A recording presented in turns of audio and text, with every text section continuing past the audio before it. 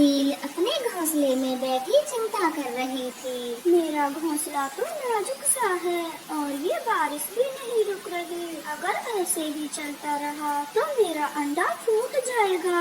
चील ऐसे सोच ही रही थी कि तभी उसका घोंसला पेड़ से नीचे गिर जाता है और उसका अंडा फूट जाता है। उसमें से एक प्यारा सा बच्चा बाहर निकल आता है। अरे मेरे बच्चे, तुम ठीक तो हो? कहीं चोट तो नहीं लगी? चील अपने बच्चे को गले से लगा लेती है। मुझे अपने बच्चे को किसी सुरक्षित जगह पर ले जाना होगा, वरना बारिश में भीगकर इसको ठंड लग सकती है। फिर चील अपने बच्चे को लेकर उड़ने लगती है। मौसम तो और भी ज्यादा खराब हो रहा था। बारिश के साथ साथ तेज तूफान भी आने लगा था और उस तेज तूफान में बच्चा अपनी मम्मा से छूट जाता है। चील अपने बच्चे को खूब ढूंढती है। मेरे प्यारे बच्चे, तू कहाँ है? अभी तो मुझे मिला था और इतने जल्दी बिछड़ भी गया।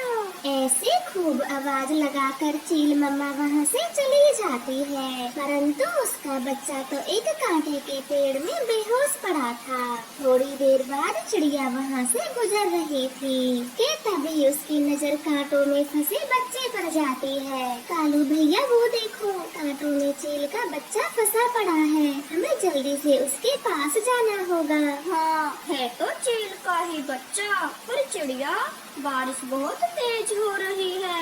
ऐसे में हम खुद की जान बचाएं या इस चील की? कालू भैया, अगर हमने इस छोटे से बच्चे को नहीं बचाया तो ये मर जाएगा।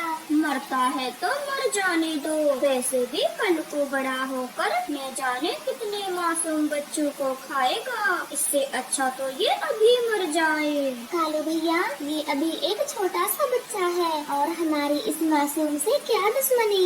ये कहकर चिड़िया बच्चे के पास चली जाती है और उसे कांटे से बाहर निकालती है। कालू भी उसके पीछे पीछे चला जाता है। चिड़िया, मैं अभी भी कहता हूँ कि आप इस बच्चे को यहीं छोड़कर चलो, वरना हमारी जान खतरे में पड़ सकती है। आप देखो तो ये बच्चा अभी अभी अंडे से निकला है। हमें जल्दी से इसे बुलबुल वैद के पास लेकर जाना होगा, वरना ये मर जाएगा। फिर चिड़िया उस छोटे से बच्चे को उठा लेती है और उसे अपने जंगल ले जाती है और बुलबुल वैद उसके जख्मों पर दवा लगाती है। बच्चे को थोड़ी देर में होश आ जाएगा, पर चिड़िया, आपको इसकी माँ को ढूंढना होगा क्योंकि ये अभी बहुत छोटा है। बुलबुल दी, अभी तो बहुत रात हो चुकी है। मैं कल सुबह इसकी मम्मा को खोजने चली जाऊंगी। तो चिड़िया, आप इस बच्चे को अपने साथ ही ले जाएं। अगर गलती से किसी ने बच्चे को मेरे साथ देख लिया तो मेरी सामत आ जाएगी। फिर टूनी चिड़िया उस बच्चे को अपने साथ ले जाती है। इधर कालू कौवा अपनी पत्नी गौरी कौवी को सारी बातें बता देता है। क्या कहा? हमारे जंगल में एक चील का बच्चा है। मैं अभी जाकर उसे जान से खत्म करती हूँ। ना गौरी, ऐसा तो नहीं हो सकता। वो चिड़िया उस बच्चे को पंख भी नहीं लगने देगी, फिर मारना तो दूर की बात है। ये चील हमारे बच्चों को पकड़ पकड़ के ले जाती है और आज इन्हें सबक सिखाने का मौका मिला है। मैं भी देखती हूँ चिड़िया को वो बच्चे को कैसे बचाती है। ये कहकर गौरी कौवी और कालू चिड़िया के घर चले जाते हैं और जोर जोर से उसका दरवाजा बजाते हैं। ओए चील के बच्चे, घर से बाहर निकल। क्या हुआ गौरी बहन, आप मेरा दरवाजा तोड़ने पर क्यों तुली हो? चिड़िया, उस चील के बच्चे को चुपचाप मुझे दे दे, वरना ठीक नहीं होगा। नहीं गौरी बहन, मैं उस बच्चे को आपको नहीं मारने दूंगी। उस छोटे से बच्चे ने आपका क्या बिगाड़ा है? चिड़िया, ये मत भूलो कि तुम्हारा बच्चा भी एक चील उठा कर ले गई थी और उसे मारकर खा गई थी। हाँ, चील ने मेरा बच्चा मार डाला था, पर मेरी इस बच्चे से कोई शिकायत नहीं है। तो आप दोनों यहाँ से चले जाएं। ऐसे कैसे चले जाएं? बच्चे को तो हम मार कर ही रहेंगे। हटो, हमें अंदर जाने रहने दो। कालू की यह बात सुनकर चिड़िया जल्दी से दरवाजा लगा देती है और बच्चे के पास आ जाती है। गौरी अब क्या करें? चिड़िया ने तो दरवाजा बंद कर लिया। चलो कालू जी जंगल के सारे पक्षियों को इकट्ठा करके लाते हैं, फिर तो चिड़िया को दरवाजा खोलना ही पड़ेगा और हम बच्चे को मार देंगे। ऐसे कहकर वे दोनों जंगल के सारे पक्षियों को इकट्ठा करते हैं और चील के बच्चे को मारने की बातें करते हैं। देखो पक्षियों, चिड़िया के घर में एक चील का बच्चा है। चिड़िया तो भोली है, उसे क्या पता कि ये बच्चा ही बड़ा होकर हमारा दुश्मन बनेगा। हाँ, ये तो एकदम सही कहा गौरी। इन चीलों ने हमारे बहुत बच्चे खाए हैं और आज इनकी बारी है। चलो साथियों, हम सभी जाकर बच्चे को मार डालते हैं। रुको साथियों, एक बार ठंडे दिमाग से सोचो। अगर चिड़िया उस बच्चे को बचाना चाहती है तो इसमें गलत ही क्या है? हम सब कल जाकर उस बच्चे को पहाड़ियों में छोड़ आएंगे। कबूतर, आप भी चिड़िया के जैसे पागल मत बनो और हमारे साथ चलकर उस बच्चे को घर से बाहर निकलवाओ। कालू की ऐसी बातें सुनकर कबूतर भी उनकी बातों में आ जाता है और वह सब रात को ही चिड़िया के घर चले जाते हैं। चिड़िया बहन, आपसे हमारी कोई दुश्मनी नहीं है। हमारी दुश्मनी तो इस चील से है जो आए दिन हमारे बच्चों को खाती रहती है। तो आप इस बच्चे को हमारे हवाले कर दो। नहीं, इस छोटे बच्चे ने आप सबका क्या बिगाड़ा है जो सबके सब इसके जान के पीछे पड़ गए? ऐसे कहकर चिड़िया बच्चे को उठा लेती है और खिड़की से बाहर भाग जाती है। वो देखो, चिड़िया बच्चे को लेकर भाग रही है, जल्दी पीछा करो। फिर वो सब भी चिड़िया के पीछे पीछे भागते हैं। चिड़िया उड़ते उड़ते एक घने जंगल में जाकर छिप जाती है। मम्मा, मेरी मम्मा कहाँ है? मुझे अपनी मम्मा के पास जाना है। चुप हो जाओ बच्चे, मैं आपको आपकी मम्मा के पास ही ले जा रही हूँ। ढूंढो, चिड़िया यहीं कहीं छुपी होगी, अच्छे से देखो कालू जी। वो सारे पक्षी चिड़िया को खूब ढूंढते हैं, परंतु चिड़िया तो एक बड़े खोखले पेड़ में छिपी बैठी थी। मुझे तो लगता है चिड़िया बच्चे को लेकर यहाँ से भी भाग गई। अब क्या करें? मैं तो कहता हूँ अब चलो, इस घने अंधेरे में चिड़िया हमें नहीं पाएगी। हम कल सुबह फिर से आएंगे और बच्चे को ढूंढ निकालेंगे। ऐसे बातें कर वो सारे पक्षी वहाँ से चले जाते हैं और चिड़िया चैन की सांस लेती है। सुबह हो जाती है। छोटी, थोड़ा मांस खा ले, रात से तूने कुछ नहीं खाया। दीदी, मेरे बच्चे ने भोजन खाया भी होगा या भूखा ही रो रहा होगा। छोटी, अब भूल भी जा तू अपने बेटे को। वो इस तेज तूफान में नहीं बचा होगा, वो तो कब का मर गया होगा। दीदी, बड़े दिनों के बाद तो एक बच्चा हुआ था, वो भी एक पल में मुझसे दूर हो गया। छोटी, तो यही घोंसले में रहे, मैं तब तक ताजा ताजा भोजन लाती हूँ। ये कहकर बड़ी चील शिकार की खोज में चली जाती। आंटी, मुझे बहुत भूख लगी है, मैं क्या खाऊं? अरे, मैं तो भूल ही गई थी कि छोटे बच्चे को भूख भी लगी है। मैं अभी जाकर आपके लिए मीठे मीठे फल लाती हूँ।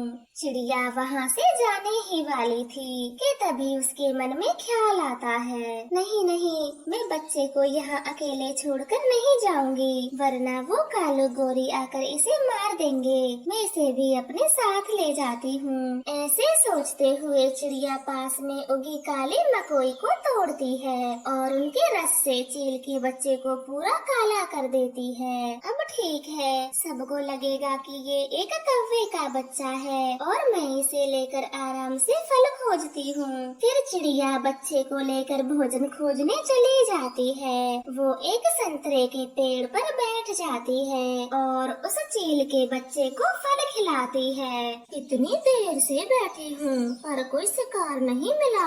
मैं फलों के जंगल चली जाती हूँ, शायद वहाँ कोई मिल जाए। फिर वो बड़ी चील उड़ते हुए फलों के जंगल जाती है।